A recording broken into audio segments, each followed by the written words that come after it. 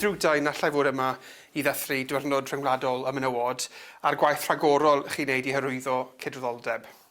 Dwi eisiau bob person ifanc aneli'n uchel gyda'i addysg a'i gyrfa yn y dyfodol, dim ots beth yw ei rywedd a'i gefndir. Rhaid i ni ddefnyddio pob ffordd bosib o'i helpu nhw i gyflawni hyn.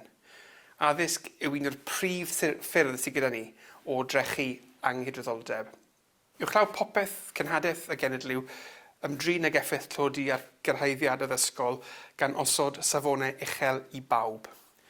Drwy wneud hyn, gallwn ni helpu pob dysgwr i wireddu i uchelgais. Our education reforms, with the curriculum for Wales at the heart, are a shared national endeavour, offering an exciting new opportunity to support our learners. We'll set high standards for all, with a curriculum that combines knowledge, skills and experiences. But this isn't just about skills.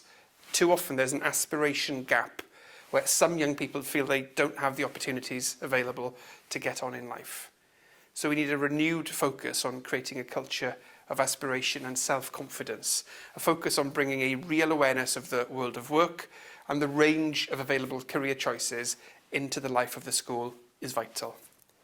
Perceptions regarding STEM, including gender stereotyping, begin at a very early age, so it's essential that we engage learners in science and technology right at the start of their learning journey. But learning doesn't simply end at the school gates. Lifelong learning is integral too for a modern and successful economy.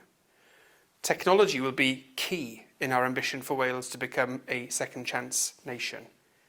As technological change accelerates, we'll ensure that lifelong skills and training become the norm so that no one is left behind.